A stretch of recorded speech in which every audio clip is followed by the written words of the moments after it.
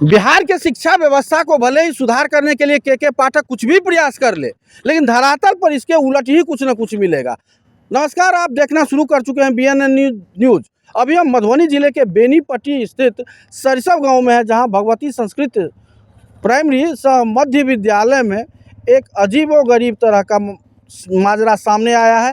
चूँकि यह माजरा इसलिए कह रहे हैं कि बेनीपट्टी के संस्कृत विद्यालय हो, बिहार के संस्कृत विद्यालय हो या मदरसा, कहीं ना कहीं कमेटियों के अंदर में पूरा घालमेल होता है और सरकारी राशियों की बंदरबांट होती है। यह तो जगजाहिर सी बात है। लेकिन फिलहाल इस सरसव विद्यालय में रातों रात एक कमेटी गठन करने का आरोप लगा है, और यह आरोप कोई और नहीं बल्कि यह आरोप इस स्कूल में कार्यरत सहायक शिक्षिका आशा ठाकुर ने लगाया है। उन्होंने बाकायदा इस पर जांच और कार्रवाई के लिए संबंधित सभी पदाधिकारियों को आवेदन भेजा है। लेकिन यह बात किसी से छुपा हुआ बिल्कुल नहीं है कि संस्कृत स्कूल कैसे चलता है। क्योंकि बताया जा रहा है कि रविवार को अमूमन सारे पदाधिकारी उस दिन अवकाश में रहते हैं, लेकिन यहाँ के जो शिक्षा व्यवस्था में जो माफियागिरी चलता है वो रविवार को बैठक भी करते हैं, बैठक के कमेटी भी गठन कर देते हैं और कमेटी में अपने रिश्तेदारों को ही लेना शुरू कर चुके हैं।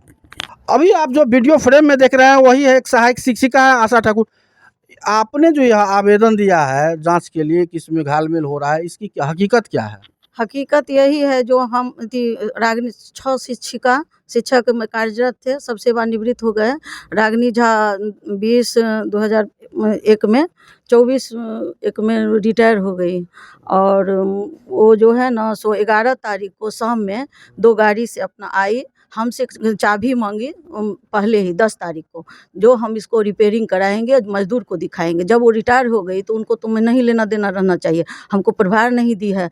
और वो अपना आ करके किसी तरह से रविवार के दिन आ करके किसी तरह से वो अपना कमेटी गठन कर लिए हैं। हम लोग को कोई जानकारी नहीं, शिक्षक प्रतिनिधि के नाते हमको कोई मालूम नहीं है जो क्या हुआ है नहीं हुआ है। वो अपना करके अपना फोटो फाटो क्या की नहीं की हमको कुछ जानकारी नहीं। हमको यहाँ सूचना यहाँ से जानकारी मिली सभी जनता से, जो यहाँ आया था गाड़ी और मतलब फोटो फाटो की नियुक्त कर दी है। और गलत तरीके से वो आम सभा नहीं की, कोई जनता को जानकारी नहीं दी और गलत तरीके से वो अपना कमेटी गठन कर लिया है।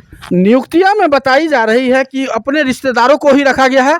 सचिव जैसे होता है ना, कमेटी गठित किया जाता है तो आम सभा करके गठित किया जाता है। शिक्षक प्रतिनिधि मैं हूँ और वो कुछ नहीं की है, अपना गलत तरीके ऊपरे से ऊपरे जो की है नहीं की है, हम लोग को कुछ मालूम नहीं है, इसमें कोई जानकारी नहीं है हम लोग को। इस स्कूल में और भी कार्यरत शिक्षक शिक्षिका है क्या? नहीं, सब सेवानिवृत्त हो गए। 6 शिक्षक और शिक्षिका थी, हम लोग 3 शिक्षक और 3 शिक्षिका, जिसमें कि सबको सेवानिवृत्त हो गए। और सब अगर सेवानिवृत्त हो गए तो स्वतः तो आपको प्रभार मिलना चाहिए था। सो प्रभार नहीं मिला है, इसीलिए हम सभी अधिकारी को जानकारी दे करके अपना अधिकार को और दिशा निर्देश लेना चाहते हैं। तो आपने सुना होगा, यही है आशा ठाकुर, जो कि हर विभाग में लगभग यही है कि अगर सारे के सारे कर्मी और पदाधिकारी अवकाश पर सेवानिवृत्त हो जाते हैं तो कहीं ना कहीं जो रह जाते हैं उन्हें स्वतः प्रभार दिया जाता है। लेकिन यहाँ पर आपने सुना होगा आशा ठाकुर जी का आरोप है, इसकी जांच हो और जांच के बाद जो इस शिक्षा माफिया में जो संलिप्त हैं लोग, उन लोगों पर कार्रवाई हो।